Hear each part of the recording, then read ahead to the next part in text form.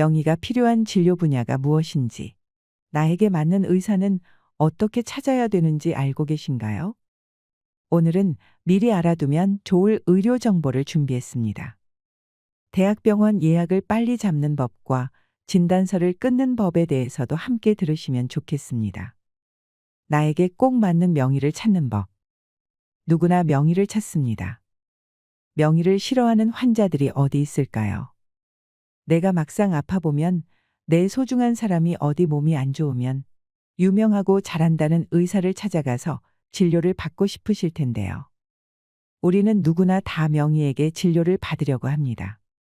그래서 겨우 여기저기 수소문해서 명의를 찾아갔더니 이미 그 명의한테 진료받으려고 줄 서 있는 사람이 수두룩합니다. 그래서 병원에 질의를 했더니 이 명의한테 진료를 받으려면 너무 오래 기다려야 하고 그 밑에 다른 교수님이 계신데 어떻게 하시겠느냐 합니다. 그러면 이제 막 고민이 됩니다. 이럴 때 우리는 어떤 선택을 해야 할까요? 정말 명의가 필요한 진료 분야가 있습니다. 이것을 알면 결정에 도움이 되겠습니다. 이미 아시는 분들은 아주 잘 아실 텐데요. 류마티스 명의인 김성윤 교수님, 위암 관련 대한민국 최고의 명의인 노성훈 교수님을 예로 들어 설명해 보겠습니다. 이 두 분은 모두 자타가 공인하는 정말 최고의 권위자인데요. 그런데 이 두 분 사이에는 차이가 있습니다. 어떤 차이가 있을까요? 먼저 김성윤 교수님은 내과 의사입니다. 그중에 세부 전문을 류마티스를 하신 내과 의사 선생님이시죠. 노성훈 교수님은 외과 의사입니다. 류마티스 명의인 내과 의사 김성윤 교수님은 머릿속에 든 지식을 이용해서 명의가 되신 것이고, 외과 의사 노성훈 교수님은 거기에 더해서 손을 쓰는 분야에서 명의로 인정을 받으신 분입니다. 그런데 이 포인트를 잘 생각하셔야 합니다. 사실 하나의 교실에서 사용하는 치료의 원칙들은 다 동일합니다. 그래서 내과 의사라 그러면 이 명의와 명예 밑에 계신 분의 진단적 접근 방법과 치료의 접근 방법, 또 치료의 실제 방법이 원래는 동일합니다. 만약에 동일하지 않다면 의사한테 문제가 있는 것입니다. 내가 가진 그 지식을 나만의 비기로 갖고 있고 밑에 있는 의사한테 가르쳐 주지 않는 것이니 윤리적인 문제가 있는 겁니다. 사실은 그래서 내과 분야에서는 굳이 오래 기다려서 명의를 만나려고 하지 않아도 되는 일입니다. 내과 의사가 만일 같은 교실의 주니어 닥터와 같은 처방을 한다면 명의에게 굳이 진료받을 필요가 없는 것입니다. 그런데 외과는 좀 다릅니다. 같은 교실의 주니어 닥터가 같은 수준의 기술을 갖기 어렵습니다. 외과 의사는 자신만의 고유한 성적을 갖고 있는데요. 외과는 명의가 수술을 하는 것과 밑에 있는 새끼 의사가 수술을 하는 것과는 그 성적이 크게 다를 수가 있습니다. 이럴 때는 명의를 만나는 게 꼭 필요합니다. 큰 틀에서 보면 내과적 치료보다 외과적 치료에 있어서 명의의 도움이 필요하다는 것입니다. 하지만 내과 의사 중에도 예외가 있습니다. 관상동맥 스텐트 시술의 기준을 다시 만든 세계적인 명의인 내과 의사이신 박승정 교수님을 예로 들 수 있는데요. 내과 의사지만 손기술이 필요한 분야입니다. 박승정 교수님은 좁아진 관상동맥 스텐트로 넓히는 시술 분야에서 아주 정말 유명한 분이십니다. 세계적인 석학이죠. 그런데 이분은 내과 의사인데 내과 의사면서도 손기술을 이용해서 관상동맥을 넓히는 그런 일을 하시기 때문에 명의와 새끼 의사가 성적이 확연히 다를 수밖에 없습니다. 이런 경우에는 내과적 문제여도 명의를 찾아야 하는 것입니다. 결론적으로 말씀드리면 어떤 손기술을 이용하지 않고 의학적 지식 또는 진단, 기술, 내과적으로 처방하는 분야에 대해서는 그렇게 명의를 고집할 필요가 없고 그 명의가 계신 교실에 있는 의료진들이라면 믿고 치료를 받으셔도 무방하다라는 말씀을 드리고 싶습니다. 반면에 손기술이 필요한 외과 분야 또는 내과 분야이면서도 박승정 교수님처럼 손을 사용해야 하는 이런 진료과는 명의를 만나는 것이 도움이 된다라고 정리해드리고 싶습니다. 다만 한 가지 생각하셔야 할 부분이 있습니다. 명의를 기다리는 데에는 득실을 잘 따져야 합니다. 명의를 만나려고 오래 기다리다가 병이 진행이 될 수 있기 때문입니다. 실제 명의는 결국 내 병을 고쳐주는 사람이 명의인 것입니다. 아무리 저기 의사가 정말 유명해도 내 병을 못 고쳐주면 명의가 아닌 것입니다. 저 명의를 만나려고 오래 기다리는 동안에 내 병은 계속 진행이 됩니다. 그래서 치료의 기회를 놓치게 되는 경우도 많습니다. 그러니 너무 명의에만 고집을 하실 필요가 없습니다. 의사들은 부탁을 정말 많이 받습니다. 특히 암진단이라면 더더욱 그렇습니다. 대부분 사람들이 병을 진단받으면 크게 불안해합니다. 매 시간마다 암세포들이 커져나가고 퍼진다고 생각하면서 큰 두려움을 갖게 됩니다. 그래서 빨리 진료를 받길 원하고 빨리 치료를 받길 원합니다. 주변의 모든 사람들을 다 동원해서 어떻게 하면 빨리 진료를 받을 수 있을까? 또 수술을 어떻게 하면 하루라도 앞당길 수 있을까 노심초사합니다. 그런데 중요한 것은 진료는 속도보다 정확성이 훨씬 더 중요하다는 것입니다. 빨리 받는 것보다 정확하게 받는 게 훨씬 더 좋습니다. 암 수술의 경우 여러 번 받는 게 아닙니다. 당연히 암 수술은 빠른 시간 안에 정확하게 받으면 가장 좋지만 명의에게 계속 부탁을 해서 무리하여 수술을 진행하게 하면 수술의 정확도가 떨어질 수 있으니 그 점도 잘 조율하셔야 합니다. 득실을 잘 따져서 내 몸을 고쳐줄 수 있는 명의를 찾으시길 바랍니다. 대학병원 예약 빨리 잡는 방법. 대학병원의 예약을 빨리 잡는 방법이 있습니다. 비법을 알려드리려고 합니다. 너도 나도 이걸 이용하면 대학병원에서 좀 피곤해질 수도 있는데요. 그래도 아는 것이 힘이니 방법을 알려드리겠습니다. 대학병원마다 진료협력센터라고 하는 부서가 있습니다. 없는 대학병원이 없습니다. 진료협력센터가 무엇이냐면 의뢰하는 의료기관들의 의사들이 내 환자를 좀 더 손쉽게 의뢰할 수 있도록 도와주는 부서입니다. 대학병원의 홈페이지에 들어가 보면 진료협력센터 한라인 원스톱 전용 서비스라고 표기되어 있는 것을 찾으실 수 있으실 텐데요. 대학병원에서는 이런 서비스도 제공을 합니다. 인터넷으로 간편하게 예약을 할 수 있고 외래 환자 전용 예약 접수 수납 창구 운영을 할 수 있도록 합니다. 의사에게도 편의를 주고 또 환자에게도 편의를 주기 위해 필요한 것입니다. 이게 빠른 예약과 무슨 상관이 있느냐 하실 텐데요. 차이가 굉장히 큽니다. 모든 대학병원은 진료협력센터를 운영하고 있고 진료협력센터를 통해 의뢰가 들어온 환자의 예약에 대해서는 우선권을 주는 것입니다. 예를 들면 대학병원이 있는데 환자가 직접 전화를 해서 나 언제 진료를 보고 싶어요 그러면 한참을 기다려야 됩니다. 그런데 이 환자가 어느 의료기관을 통해서 의뢰를 하게 되면 조금만 기다리면 됩니다. 빨리 진료를 볼 수 있는 것입니다. 모든 대학병원은 진료 의뢰를 대단히 중시한다. 따라서 환자를 보내주는 의사와 의료기관을 우대한다. 모든 대학병원은 진료협력센터를 운영하고 있고 진료협력센터를 통해 의뢰가 들어오는 환자의 예약에 우선권을 준다. 이것을 꼭 기억하세요. 이건 사실 대학병원뿐만이 아닙니다. 일반 병원도 패스트 트랙 서비스를 제공하는 경우가 많습니다. 그냥 예약하면 오래 기다리게 되지만 의사 선생님이 이러한 환자를 의뢰하려고 합니다. 연락을 하면 무조건 예약을 빨리 잡아주게 됩니다. 그래서 결론적으로 말씀드리면 진료 일자를 좀 빨리 잡고 싶으시면 여러분들이 다니시는 병원의 의사 선생님한테 진료협력센터를 통해서 예약 좀 빨리 해주세요. 예약 좀 잡아주세요. 그러면 빠른 예약이 가능합니다.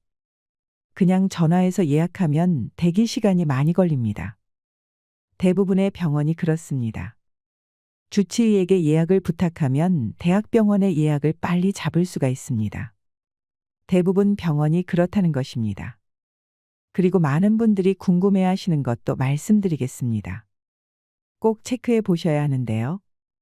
대학병원 진료를 예약하려고 했더니 어느 교수님한테 해야 될지 몰라서 일단 홈페이지에서 맨 위에 있는 분을 선택하니 대기 시간이 6개월, 1년인데 아무래도 밑으로 쭉 내려오니까 대기 시간은 줄었지만 의사 선생님이 젊어 보이는 게 믿음이 좀 떨어진다.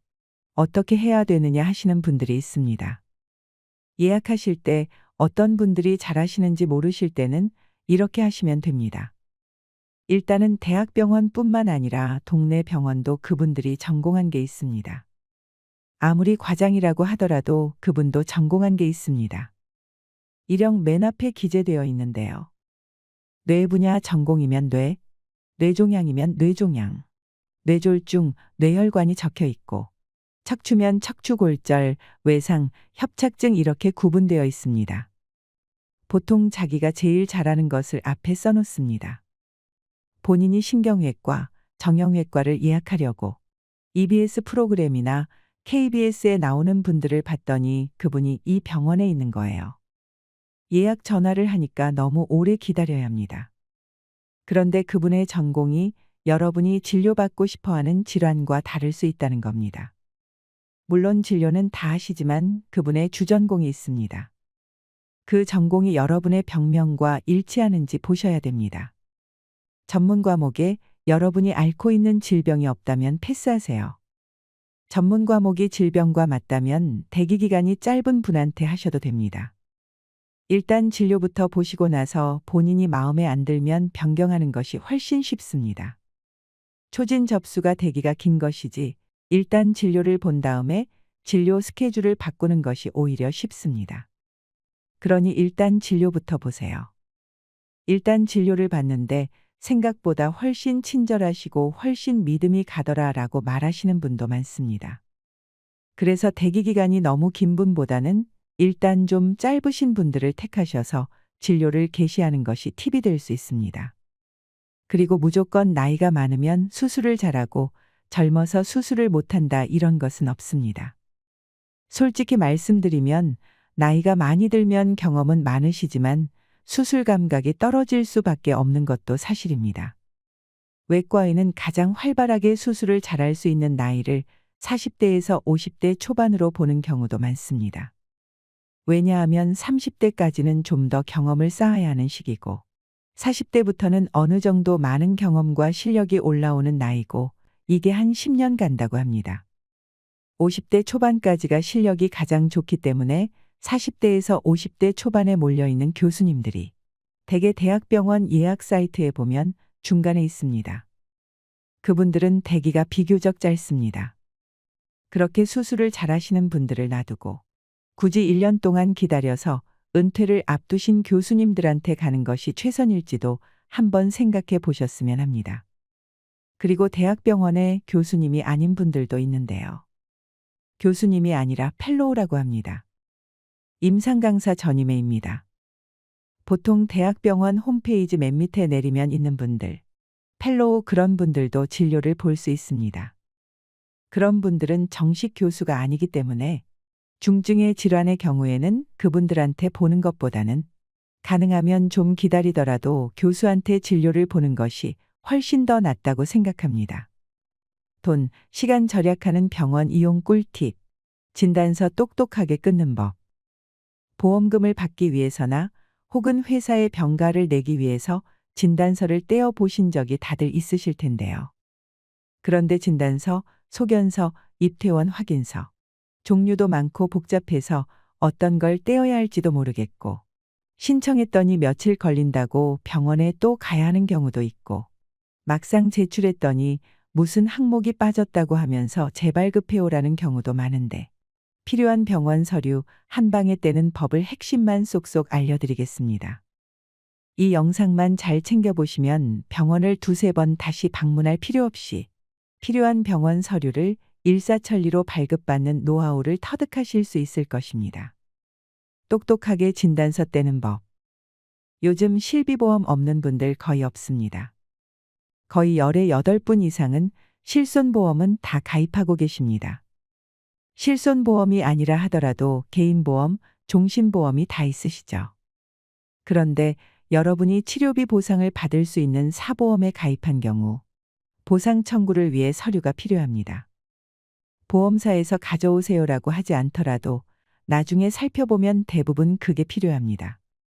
입퇴원 확인서, 진단서, 소견서 중에서 한 개라도 반드시 필요합니다.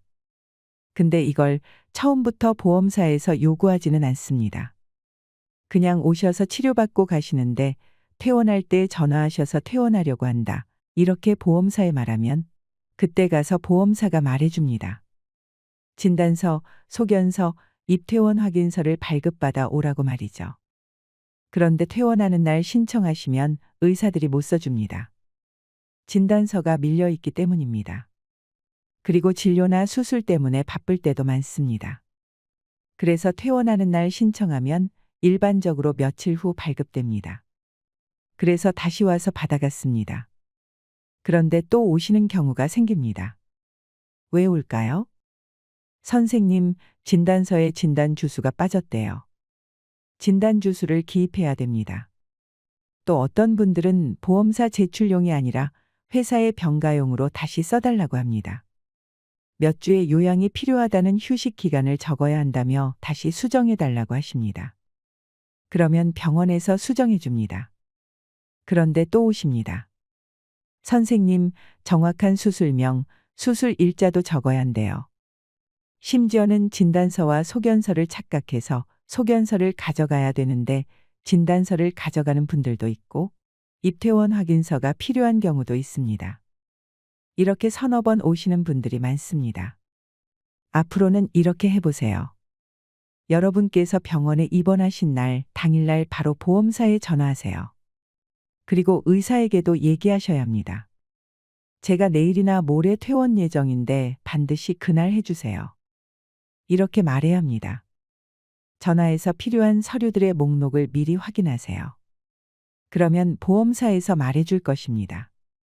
그러면 필요한 서류 목록을 꼼꼼하게 기록한 다음에 진단서와 소견서에 정확히 어떤 내용이 들어가야 합니까 물어서 필수 기재 항목을 확인하세요. 그러면 안내원이 말할 겁니다. 진단서엔 반드시 진단명이 적혀 있어야 하고 수술 받으시는 경우 수술명과 수술 날짜를 적어주세요. 소견서는 받으신 비급여 검사, 비급여 약물의 내역을 왜 필요한지 이유를 상세히 적어주셔야 합니다. 제출 서류 확인 사항은 크게 5가지가 있습니다. 진단주수 기입 여부, 수술명, 수술일자 기입 여부, 진단서인지 소견서인지, 비급여 소견서, 입퇴원 확인서. 이것을 꼭 확인하셔서 다시 여러 번 병원에 방문하는 일이 없도록 하시면 좋겠습니다. 검사한 CT와 MRI 같은 고가의 검사는 기본적으로 복사하십시오. 엑스레이는 복사하지 않으셔도 됩니다. 엑스레이는 복사 비용과 찍는 비용이 비슷하기 때문입니다. CT와 MRI 같은 고가의 검사는 필요하든 필요하지 않든 복사하셔서 가지고 계셔야 합니다. 안 그러면 다른 병원에 갈 때 비싼 비용을 들여 다시 찍거나 전에 찍은 병원에 다시 방문해야 합니다. 그리고 파일을 받았다면 내 컴퓨터에 저장시켜 놓으세요. MRI를 찍었던 병원이 망하는 경우도 있습니다. 그러면 또 찍어야 하니 너무 비효율적입니다. 처방전도 꼭 보관하세요. 약을 먹고 있는데 다른 병원에 갔더니 혹시 복용 중인 약이 있으신가요? 묻습니다. 하지만 그렇게 물어도 환자들이 잘 모릅니다. 진통제라고 해도 종류가 정말 많습니다. 복용 중인 약을 모르면 약의 상호부작용, 중복 처방이 있기 때문에 사실 의사가 물어보면 아셔야 하는데 모르는 경우 또 갔다 오셔야 합니다. 물론 요즘은 의약품 안전 사용 서비스라고 해서 이 사람이 현재 복용하고 있는 약에 대한 정보가 뜨기 때문에 요즘 그런 경우는 흔치 않습니다. 하지만 복용하는 약이 있다면 의사에게 항상 한 번 더 확인 받으시는 게 좋습니다. 여러분이 복용하시는 약의 성분과 용량은 여러분이 정확하게 알고 있어야 됩니다. 처방전은 원래 환자 보관용도 줘야 합니다. 약국 제출용과 환자 보관용 처방전, 이렇게 임의 발급이 원칙입니다. 발급받으면 스마트폰으로 사진을 찍어서 보관해 두세요. 그러면 필요할 때 언제든 찾을 수 있습니다. 오늘 영상이 도움이 되셨다면 주위의 소중한 분들께 공유해 주세요. 이상으로 시니어를 위한 모든 것, 시니어 연구소였습니다.